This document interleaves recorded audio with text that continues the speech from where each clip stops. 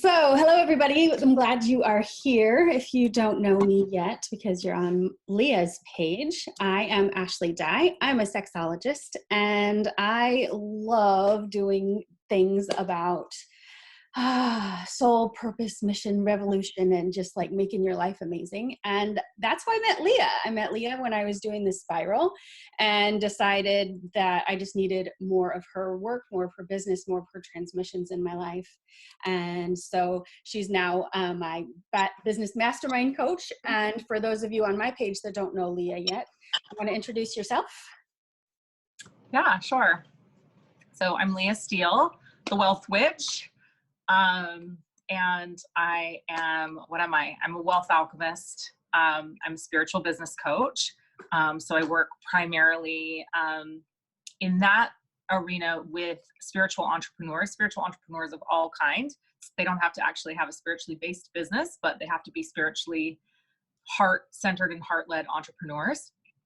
And really, I think for me, my biggest mission work on this planet is to deconstruct financial slavery consciousness, and to do that so that people can create a new financial wealth paradigm for themselves so that they can live free and engage in soul-aligned business, right? And really be able to experience have a heaven on earth experience here in this lifetime, which is what I believe is everybody's divine birthright. I truly believe it's everybody's birthright to be wealthy in all areas of their life. And so I'm really passionate about helping people achieve that. Amazing. So do you mind if I ask some questions about how you got to this place? Of course. All right. So before you jumped into everything that you do now, you were huge in corporate America. Had your own business, helping out in a couple different ways. Can you share a little bit of what you did in corporate America before you came here? Yeah. So early on in my career, I worked in marketing and business development. So in my early 20s, in corporate America, like literally in New York City, in entertainment and sports marketing. And then eventually moved into, I guess, what I would consider my family business, which is addiction treatment, and worked in addiction treatment for about 15 years and was the executive director of a nonprofit, sober living home, and then also owned an outpatient treatment clinic. So yeah, very different worlds than where I am now. I get that a lot too. I started with an undergrad degree in criminal justice and political science. Then I went to seminary and also studied marriage and family therapy. And now people are like, how does this connect with sexology? This doesn't make any sense. And you're like, into the spiritual things, how do we connect the dots? So everybody's path is their own. But what was that moment for you where you just could not operate in that 9-to-5 and all the ways that life in corporate was, and step into what you knew that you were called to do?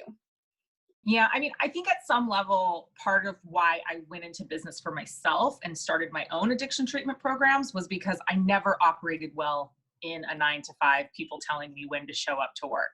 I'm quite rebellious, and so I don't really like to be told what to do.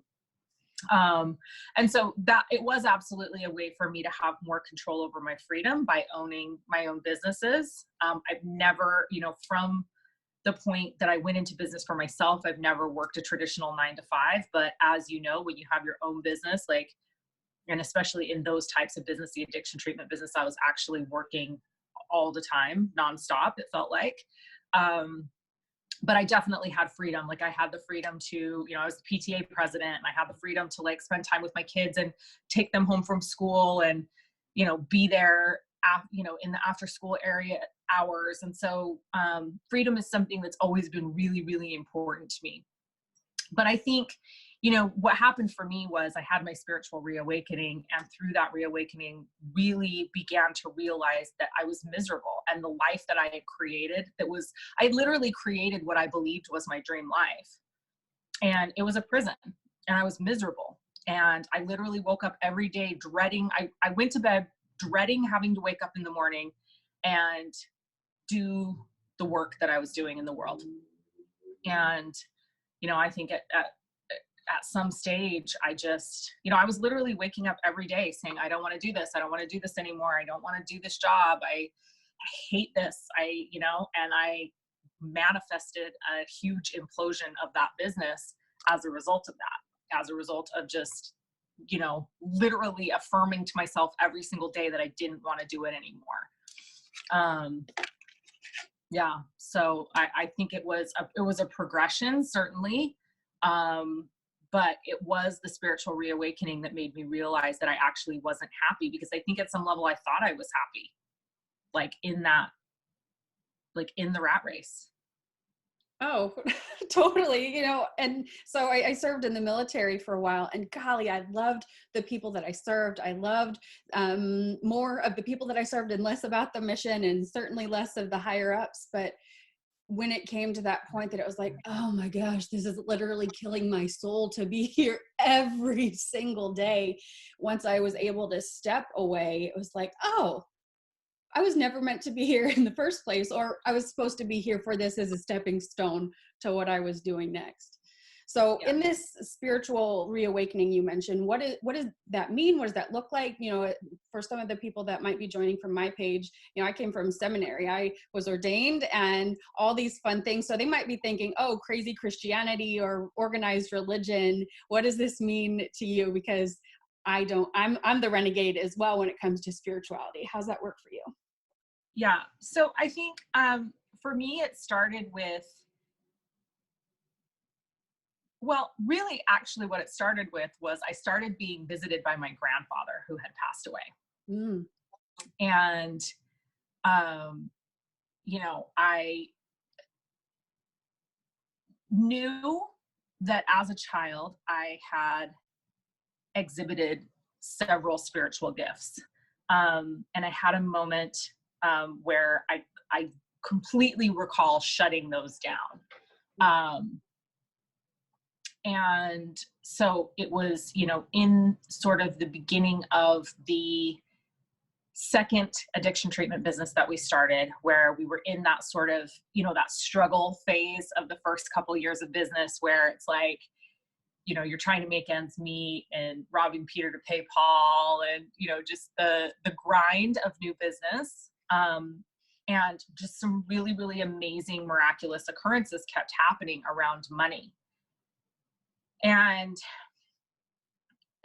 at some point I began to have the realization that it was my grandfather coming to visit me. And I think that, a couple of years prior to that, I had started sort of exploring the mystical. I've always been fascinated by the mystical my whole entire life. Like that's something that I was always really, really drawn to. And so I had started a women's circle, essentially. And that women's circle evolved into like this weekly meeting of a group of close friends of mine and myself, where we were just exploring all of the things that were really like taboo, things that we weren't, that as women, like, we're actually not free to explore. So, whether that was spell work or, simple things like tarot card readings and oracle readings, and like just sharing what was happening for us as spiritual beings. And so I started to really have like this awakening of my soul. And, then the progression then led to like really being visited by my grandfather. And that was the point, I think, where everything changed, where I was just like, whoa, like, I do have these gifts, and things kind of began rushing back after that. And just a realization of how powerful I was, and how I think also realizations at that point that I really have been a master manifester my whole entire life. And so beginning to really dive into that and explore what that meant and how that could be used to create the life that I actually wanted to live, not the one that I had created for myself because I thought it was what I wanted. It's funny how that works. How, universe will hand you what you think you want and then watch you writhe in pain, give you some of that backache and pain when you're just like trying to bust out of this human flesh bag and just like totally be you. It's Yeah. crazy how that works.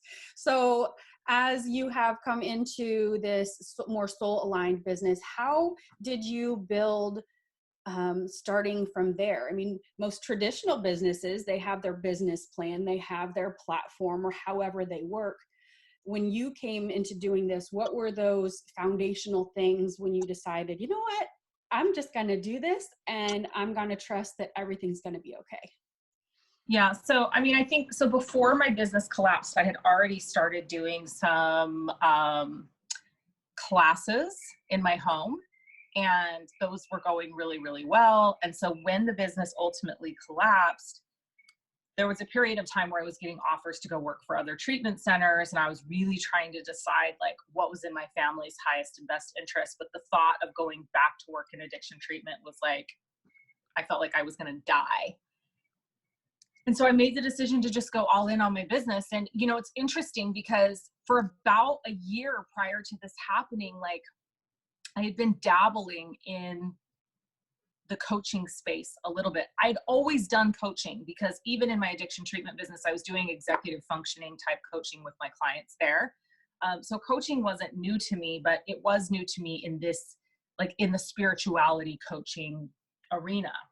And so I just started dabbling with it. And, like I was really committed to following divine guidance. And so for about a year prior to this even happening, like I had just had this like obsession with building my Instagram account. Like, and I was doing it all myself, like going and finding accounts and engaging with people. And I spent a ridiculous amount of time building my Instagram account. I think my husband thought I was crazy at the time because he was just like, why are you always on your phone? Why are you always doing this? Like, and it's like, ultimately that was the foundation that I built my business upon. And so through, Instagram, and then I started a Facebook group called The Magical Life. It has like 4,000 members now, and it's like, I'm not a huge part of it anymore. It's sort of like flourishing on its own. It's like taken on a life of its own. But it was through those just kind of early more grassroots kind of marketing and making myself known on both Facebook and Instagram. That's how I started this business. It was following divine guidance and showing up and being consistent in showing up. And I didn't have a business plan, and I didn't actually even know like what was going to happen. I just knew that this was what I was meant to do. Like I was given the message very, very clearly by the divine that this was the work that I was meant to be doing in the world. And as long as I followed that guidance, things went well. And it was like when I had resistance to following that guidance, things wouldn't go so well. So I, ultimately made a commitment to kind of surrender my free will. And now I sort of live my life every day by asking, what would you have me do today? How would you have me serve? And then that's how I show up in my business. And I still don't have a business plan. We are strategic about how we plan things these days-ish, but there's still no business plan. Awesome. So with that, I'm guessing where traditional businesses would also have their LinkedIn profile or all their business things, that's not anything that's important to you, a resume of sorts or some curriculum vitae. If somebody were to ask you all that stuff, I mean, your face probably says it all right now, but what would your response be? I mean, I have a LinkedIn, and we tried, we actually tried and worked on building that platform, but it just never really resonated for me. I didn't resonate with it. I've really tried out all the platforms, but I've really found my home on Facebook and Instagram. And now YouTube. I'm definitely like finding a new home that I'm really excited about on YouTube. And now the podcast. So maybe that's going to be my new thing, but share the names of those real quick for people watching. The names of your YouTube and your podcast. Yeah, so I'm just Leah Steele on YouTube. So youtube.com/Leah Steele. And then I'm the Leah Steele on all the other social medias, Twitter, Facebook, Instagram. And then the podcast is The Wealth Witch, and it's on SoundCloud and Spotify and Stitcher and iTunes. So you can find the podcast there. But yeah, I don't have a CV. I don't remember the last time anyone asked me for a CV. I have a bio. It's like I have a bio, and if people want to know who I am, I'm like, oh, just go check out this or that. Or, my website, I think, is like, that's probably my CV now. It's like when people want to know about me, it's like, oh, go check out my website. Or go watch some videos on YouTube or IGTV, or, like, I do not have a CV. That is, I haven't even thought about that. I was asked for one recently and was like, I can write all the old stuff that I did, but to connect all the dots, you have to have a conversation with me. Yeah. So as you have, from that entry level starting platform to where you are now, what are some of those devotional practices or just practices that you put into place to build up to where you are now? So I think for me, like, belief and intention, I believe, are everything. And so, for me, the non-negotiable, and I'd say it's probably my only non-negotiable these days. I used to have a list a mile long of non-negotiables, but my only non-negotiable these days is daily connection to source, God, goddess, source, universe, all that is, whatever you call it. I use the divine. I use all of those words, but so that daily connection, and that daily connection in the morning when I wake up, and that daily connection at night when I go to bed, like that's my non-negotiable, is cultivating and maintaining my connection with the divine, so that I can be guided and so that I can know what's next on my path. The other practices that are really, really important to me are meditation, journaling. I'm a huge journaling person. Anyone that follows me knows, like, I am all about the journaling, because I truly believe that as we speak, think, and write, we create. And so journaling is a big part of what I do. And I journal, I would say 4 to 5 times a week. What else? Showing up, just being consistent. I'm dedicated and devoted to self-mastery. And so for me, really understanding who I am as a being on this planet and my mission work is vital to me actually being able to execute that mission work. So I'm an avid student of human design, of 5 elements philosophy, anything of astrology, anything that helps me understand who I am better, is, I spend a lot of time. And I think now, like, I've recently made a commitment, like, I spend an hour to an hour and a half studying every day. So those are amazing. And so what are some of the ways that you serve others with your work and guiding others to what it is literally to run and operate a soul-aligned business? Well, I have my high-level mastermind that you know about because you are in it. And so that's just one way that I serve spiritual entrepreneurs. I'm a big believer in giving and of giving. I'm a big believer in giving of my time. And so you will frequently find free live stream events on my various social media sites, because I really truly believe in giving a tremendous amount of value and free content to people so that they can start their journey, so that they can get out there in the world. I have a lot of entry-level business type courses, and also classes. And I will continue to always kind of do those, though I have my business is going in a very specific direction over the next couple of years. Like, I can't see myself not doing those types of entry-level offerings, because I just feel like it's so important as you're starting this journey to have guidance and to have direction, because traditional business people or business coaches, they just don't get it, right? Like, and you are successful in spiritual business and soul-led business because you are a spiritual being and you're following your soul and you're allowing your soul to lead.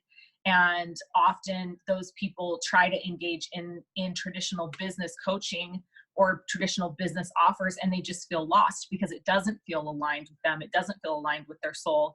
And then they find themselves right back in whatever environment it was that they left before, where they were resisting that. They were resisting the structure. They were resisting the rules. They were resisting the things that didn't feel soul aligned. They go start their own business and find themselves trying to put themselves back into those boxes again. And so I really strongly believe that it's important for those of us that have been successful in soul-led and spiritual business to be out there telling people and showing people how it can be done differently. I 100% agree. Can you say a little bit about the spiral? That's what brought us together, how I met you and through different tangents and connections. And let's say people don't want to run their own business. They don't want to do that business development. They're happy with where they are. What about people who might want that upgrade in their life, like in the spiral? Can you talk about how the spiral made massive upgrades in your life and your business? Yeah, absolutely. So, everyone knows I'll talk about the spiral till the cows come home. I'm such a fan. I'm a fangirl of the spiral for sure. Same. So Dane Thomas, who's the founder of the spiral, is a dear friend of mine. And he, I met him and we became fast friends, and he ultimately took me through the spiral. And after he took me through the spiral, I became a spiral practitioner, and I'm now an advanced practitioner. And I just, for me, the spiral created stability in my life at a time where everything was a roller coaster. I was in this new business, this new spiritually based business. I was trying to follow divine guidance. I was on a crazy roller coaster of inconsistent income. I was making like $15,000 one month and then $2,500 the next month. And it was just, nothing was stable. My marriage was falling apart. I was on the verge of getting a divorce. I wasn't spending any time with my kids because I was spending all my time in this business.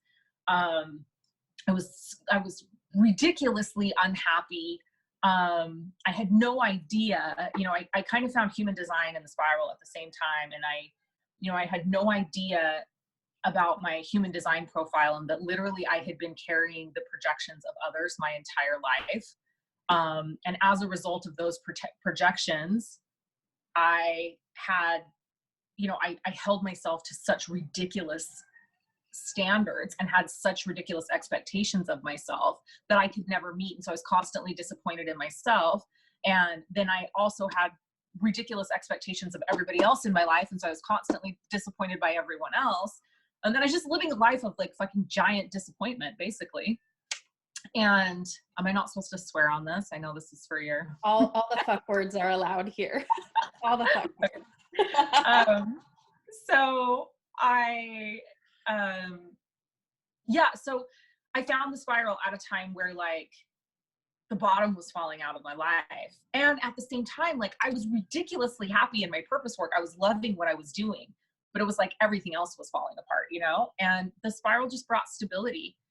The spiral, first and foremost, brought with it the ability to take full responsibility and accountability for myself and my actions, and to actually be able to stop projecting shit onto everybody else, right? And to take ownership of my own shit. So that was huge. But it also created financial stability for my business. Within the first, I think by the time I was out of level 2, I was making $16,000 a month, and I never went under that again. Amazing. And it created financial stability for me. And obviously that has just grown exponentially since that point. And it transformed my life so much that my marriage turned around. I stopped trying to be the perfect wife and the perfect mom and the perfect friend. And I started putting myself first, and at the same time taking responsibility and accountability for my actions. And all of my relationships turned around, except for those that weren't good in the first place, and those ones fell away. Yeah. And I, was able to, it changed everything for me. And so as a result, I became a spiral practitioner, and that, has been just such an amazing joy and huge part of my business and my life. Um, yeah. And so, and I went on to become an advanced practitioner, and, I now occasionally help and crew new practitioners as they're coming through. I was at your practitioner training, so that was amazing to meet you there, and to be a participant in that process of you becoming a practitioner. And I'm in some discussions with Dane Thomas right now about some potential future spiral things. So keeping those close to the vest right now, but you may see some more involvement from me in the spiral family in the future. So amazing. So with that, you said, even though you were doing soul purpose work and, putting all of your time, energy, and everything else in there, that your marriage started to fall until you went through the spiral. And of course, I'm going to pull some sexology fun in here. Tell me about the connection with sex and sex magic and sex manifesting and money, because we had an interesting discussion about this in LA. Yeah. So, for me, I am a person that,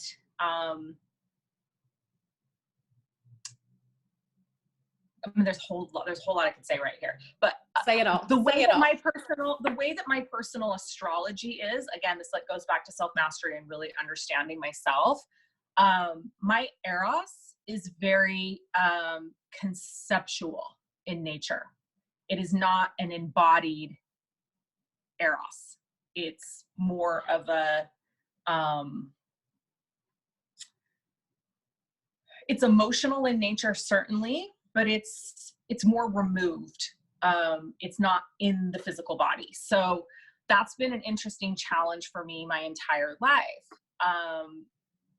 And in general, I am a person that operates in, through all the transpersonal chakras. Like, I'm not a very physical body embodied person. And for a long time, it was like, that's what was wrong with me. That's what needed to be fixed. And it's like, the more I delve into self-mastery and the more I understand actually who I am and the work I'm here to do on this planet, the more I understand that that isn't what's wrong. That is actually my superpower. Right.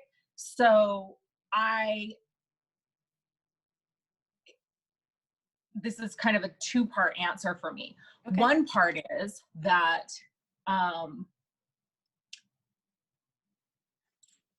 well, I guess first I'll just say that, I work primarily in wealth consciousness work. Like, that's sort of my entry point to the souls of humans on this planet, right?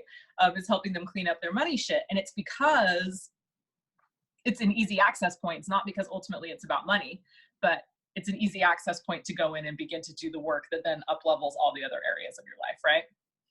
So sex and money have very similar energetic vibrations. They vibrate on almost exactly the same frequency. And so as a result, they magnetize each other. And so absolutely, I know that sex magic, intention setting, while engaged in sexual acts or practices, they're hugely powerful manifestation tools. They're not tools that I frequently use. Like, I'll be totally honest about that, because I do not believe that they're mutually exclusive. Or that they have to be, that wasn't what I was trying to say. I don't believe that they have to be used in conjunction, right? Mm. I absolutely believe that you can manifest and be ridiculously wealthy and create a wildly financially abundant life without practicing that. Now, having said that, I feel like sexual energy, I absolutely have sexual energy in my body and in my being, and that's circulating and, in the form of, my charisma, or in the form of my playfulness, or in the form of my engagement. And so for me, it's probably more of an internal alchemy when it comes to sexual energy than an outwardly expressed. I'm sure my husband would like that to change because I think for him, he absolutely is an outwardly expressed sexual energy and sex magic. Like that's very much who he is as a person, right? So it's bridging the gap and finding those connections between the two of us. But it can be so powerful. And if you are a person that desires to engage in sex magic or in cultivation of sexual energy for manifestation, in particular manifestation of money or wealth, it's a powerful, powerful practice. And I think after we were having that chat, Nellie, you said, bottom line, have more sex, make more money. Yeah. Well, and I think, that there is,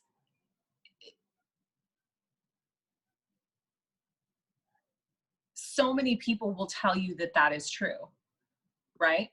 Yeah. That is, and again, it has to do with the frequency. Because if you're magnetizing and you're vibrating and radiating one energy, you're going to attract energy of similar vibration and frequency, right? So if you're oozing sexuality, in most cases, money, the energy of money is going to be attracted to that. It's at least going to show up and see if it's something it wants to play with, right? Now, I think there's lots of people who are using sexual energy in a non-conscious way, that struggle with finances, yeah. Right? Because the thing that money cares about more than whether you're using sexual energy is if you're going to be a good custodian of it once you have it. Yes, that's where I was going next. So with that, and coming into whether it's more conscious relating or sacred sexuality, or like in my next program, if you don't know about it yet, it's called Kink and Jesus, and it's basically discovering that divine within you and within your practices to be able to take your lover like communion. But it's all about finding the values at the church of you and harnessing that energy so it is on that same vibration, rather than something that has no intention, has no purpose, has nothing that serves your soul. And that way connection and intimacy is made even better. Yeah. So let's see. Within job titles, how is it that you came up with your job title? I didn't really come up with I've never come up with any of my job titles, which is so interesting. Like, okay. It was soul diviner for a long time. And like, that was given to me by a client. And then now it's the wealth witch. And like, literally that was given to me by a client. And then that just stuck. And it was like, and I think also that came a lot from, like the boss witch energy, the wealth witch energy, like a lot of that came from the spiral community, because that was just the transmission. That's the transmission that I use, right? Like that's my transmission, is that energy. And so it just, it's like once something sort of catches and sticks, it's like, that is what it is. But I think for me, like when it comes to wealth and manifestation and wealth consciousness work, like I am first and foremost about deconstructing programming, intention, belief, and conscious wealth practices that are more aligned with spirituality than they are business practices. So I think that's sort of where the wealth witch came from. And, I do spell work and I engage in, that type of manifestation work. And so for me, it's, it's one actually that I had a little bit of resistance to for a while, because I was like, I don't know if I want to be known as the wealth witch. And I actually like put it off, and I put it off for a while, and it just kept coming back into my field of awareness, and it kept coming back into my field of awareness. And I realized that it actually was ultimately the thing that was going to set me apart from everyone else. And it was the thing that, I was known as. And so it really was a more like me getting to the place where I could fully embrace it. And there was just some shit I had to work through there. I see you, Jason Cisneros. I see you trolling us. So I actually had to come over to Ashley's live stream because I wanted to make sure you weren't saying anything too inappropriate. Because it was popping up in my screen. Jason Cisneros commented on the live stream, Jason Cisneros, but I was on my live stream on my page. So I had to come over to Ashley's. And yes, now I see you that we were false advertising for this live stream. You've got all our beauty here. He's my favorite troll. He takes any opportunity he can to come and troll me. He also is one of my business mentors and a very dear friend of mine. Yeah. Yes. So I wanted to ask, and it's wonderful Jason is here because I'm connecting with Jason next. But so trends in the world, trends in job market, trends in life, and especially, you know, I don't want to say there's a trend in spirituality here and with consciousness. How has that changed your business? And just because I've noticed as I have stepped more into the field, whether that's manifesting different things or just a higher awareness of it, you know, human trafficking is likely where I'm going next. But I want to get to that point within what I'm doing to bring, you know, where you're working on that wealth, consciousness and bringing those vibrations up. I want to bring that to that personal level so that people aren't seeking this. They're not outsourcing. This isn't where they end up.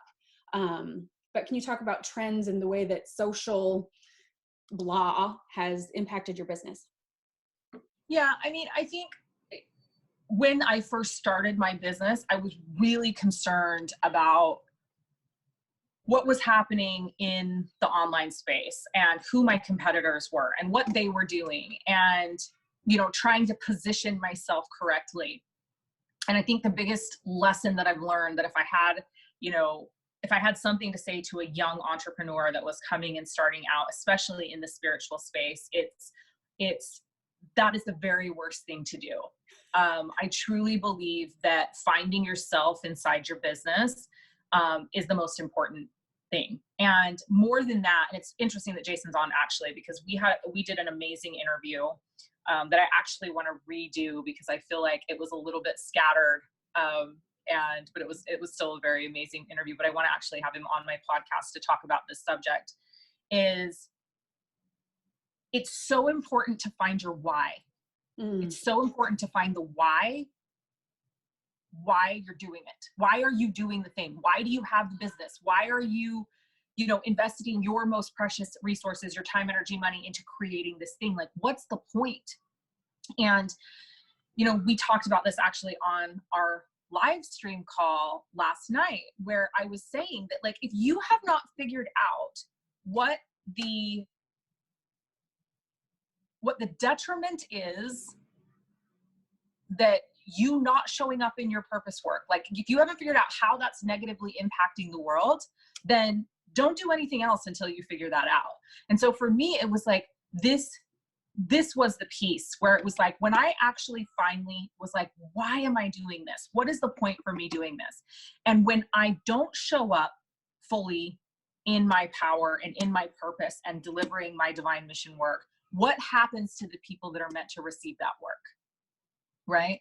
Like, and my husband has this concept, like he calls it a shadow mission. And I know it was really impactful for Jason at one phase in Jason's life. And it's, this for me was so powerful. It's like, ultimately for me, even the work that I do, I'm like, if I don't deconstruct financial slavery consciousness, and if I don't help people achieve freedom from the programming that keeps them in this slavery consciousness, in parts of this world, because of this programming and because of this world that we live in with this global financial agenda, people sell their children into slavery to survive. So me not showing up in the world, me not doing the live stream, me not writing the book, I had to say that for myself because I'm in like massive resistance to the book, me not writing the book, me not doing this interview when you ask me to do it.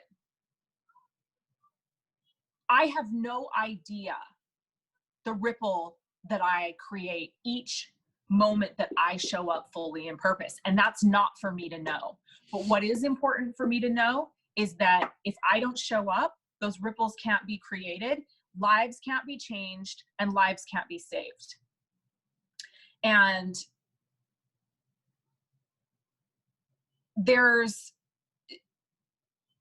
to me, that is the most important thing in business. It's like, figure out what's the impact that you desire to make in the world, and what's the negative impact that's going to be made if you don't show up. If you don't show up fully in purpose. I feel like maybe I didn't answer your question, but that needed to be said. That's unfortunately a trend. That's unfortunately a trend, and it's affecting your business, and it's allowing you to like talk about Ouroboros and how you're starting with this as a way for people to start doing that. Talk about that program. Okay. Well, let me speak to the trend thing though. So I guess for me, when I stopped allowing trends to affect my business is when I started becoming successful. When I finally just got clear on, why am I doing this? What is the divine mission work that I'm here to do on the planet? What is my purpose work? What is the impact that I'm here to create in the world? And what's the negative impact I create in the world when I don't show up? When I stopped worrying about everything else and I just started focusing on that, that is when I started becoming successful. And so, you know, and I'm like anyone else. I get caught up in like, oh, but this person's doing that, or this person's doing that, or maybe I should be doing that, or maybe I should be paying attention to that. But for me, it's a constant bringing it back to, you're not that person, you're you. And this is why I am so obsessed with self-mastery and human design and the science of differentiation and knowing who I am, because it is in the knowing who I am that I actually fully know the work that I'm meant to do in the world. And then trends don't matter, right? Trends don't matter. And then ultimately I impact the people that I'm meant to impact, and I save the lives that I'm meant to save. And then hopefully along the way, I cross paths with people like you and people like Jason. And, you know, now it's like, I have this amazing opportunity to connect you and Jason, because I know the work that you're meant to do in the world as a result of doing a purpose, you know, divine purpose session with you where that was revealed. And it's like, this is absolutely the next step for you, is to connect with Jason, right? So that you can begin creating the impact that you're meant to create inside human trafficking and sex trafficking. And so for me, it's like, the more I just show up and be who I am, and Jason and I talked about this on the interview I did with him as well, where like he revealed this connection that I made that created this tremendous impact in the world, where lives were saved, right? And it's like, it's not my job to worry about if that's going to happen. It's just my job to keep showing up, keep connecting people, keep doing the work I'm meant to do in the world, because I know that through the connection of you to Jason, lives will be saved, lives will be impacted. And it's like, so that's my job. I just have to keep showing up and doing that, not necessarily paying attention to trends. It's easy to be impacted by those things. It's hard to show up in your purpose work and your divine mission work every day. It's easy to go do what everybody else is doing and make a quick buck. But I will tell you this, it's also not sustainable. You will be the most successful embracing your uniqueness and doing what you were meant to do on this planet. Okay, so you wanted me to talk about Ouroboros? What was the question? So a couple fun different tangents with that. And you know, the life purpose readings, Leah still offers them. She do you always work with Maria with those? With those, I do work with Maria, and we haven't been offering them as of late. Maria does an amazing purpose session. When I come in and do them, it really has to do with like places in the world that you're meant to be doing work, but Maria does them all the time, and they're incredible sessions. Yeah, as we close this out, I'll put all the links for all the fun that we talked about in here. But in ending that financial slavery consciousness, another one of Leah's programs is called Ouroboros. Go ahead and talk about that, because I know I will not do it justice, but my journal, like seriously, I just started. You got to check this out. I just started. This much is done. All my Ouroboros work so far. Yeah. So working with me is a 5 journal minimum. I tell everybody before they come in, just stock up on the journals, because you're going to be writing all the things. Yeah. So Ouroboros really is about, it is the foundational program to deconstructing financial slavery consciousness. It is the ability to go in and look at the programming and conditioning that we've been experiencing since we took our first breath on this planet. And so I use a combination of spiral clearing modality, which we talked about spiral already, and my own emotional clearing modality called emotional resonance clearing that focuses more on 5-element theory and the element factor, which we can talk about also on this live stream at the end. Yes. But that, you know, that this program is, for me, there is not another money program out there like it. So it is absolutely the place to come and deconstruct the programming and excavate the rotting foundation. I say all the time, you can't build a multi-million-dollar mansion on top of a rotting foundation, because all that will happen is your walls will eventually crumble.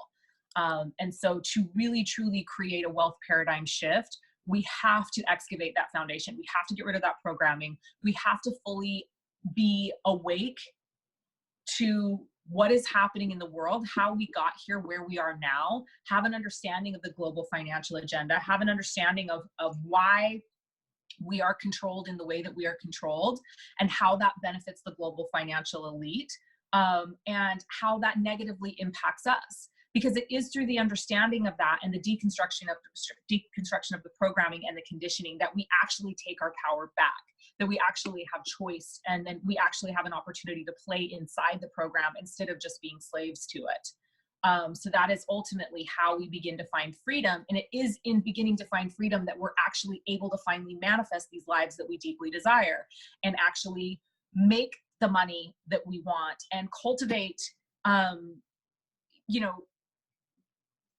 the acquiring and accumulating of wealth that we desire to have in our lives. So Ouroboros is that program. It's a 4-month program. I run it a few times a year, and we're in the middle of, we recently just closed access to the current round, and I've got 50 amazing humans in there right now going through the process, and I'm loving every minute of it. It's one of my favorite things to do, because I love seeing the transformation and the change that happens in people that come in and meet me in this container and invest their time, energy, money into shifting their wealth paradigm, because it's so empowering and it's just next level. I love seeing the changes that happen for people. So the people that are doing this, how many people are coming out of Ouroboros and stepping into their soul aligned businesses?